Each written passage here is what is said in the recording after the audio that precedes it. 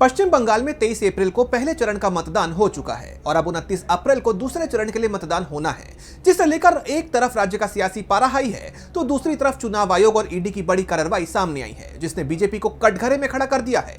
तो क्या कार्रवाई की है चुनाव आयोग ने और ईडी ने, जानेंगे इस रिपोर्ट। विपक्ष बीजेपी पर हमेशा से आरोप लगाता आया है कि ईडी, सीबीआई और चुनाव आयोग सब केंद्र सरकार की कठपुतली हैं। कई बार इसका उदाहरण भी सामने आ चुका है, जिससे बीजेपी की टेंशन बढ़ी रहती है। इसी कड़ी में जब बंगाल में दूसरे चरण के मतदान के लिए कुछ ही दिन बाकी हैं, तब चुनाव आयोग और ईडी की बड़ी कार्रवाई सामने आई है, जिसने राज्य का सियासी पारा 7वें आसमान पर पहुंचा दिया है।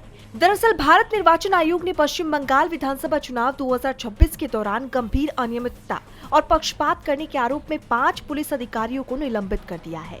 साथ ही उनके खिलाफ अनुशासनात्मक कार्यवाही भी शुरू की है। निलंबित हुए अधिकारियों में आईपीएस समेत एसडीपीओ और प्रभारी निरीक्षक भी शामिल हैं।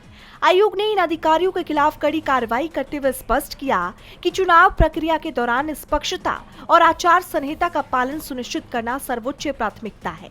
तो वहीं राशन घोटाले से जुड़े मनी लॉन्ड्रिंग मामले की जांच के तहत ईडी ने भी बड़ी कार्रवाई की है। खबरें हैं कि एजेंसी ने शहर के कई इलाकों में एक साथ छापेमारी शुरू की है। ये कार्रवाई कोलकाता, वर्धमान और हावड़ा में स्थित उन 9 परिसरों पर की जा रही है जो सप्लायर्स और एक्सपोर्टर्स से जुड़े बताए जा रहे हैं। ईडी की टीमों ने अलग अलग ठिकानों पर दस्तावेज और वित्तीय रिकॉर्ड खंगालने की प्रक्रिया शुरू की है। आपको याद होगा, इससे पहले अभिनेत्री और पूर्व तृणमूल कांग्रेस सांसद नुसरत जहां को ईडी ने तलब किया, जिसके बाद वो 22 अप्रैल को कोलकाता स्थित कार्यालय पहुंची थी। अब राज्य में चुनाव के दौरान इस कार्रवाई को लेकर टीएमसी बीजेपी पर तीखे सवाल दाग रही है।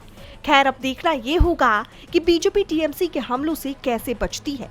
डीबी लाइव की रिपोर्ट।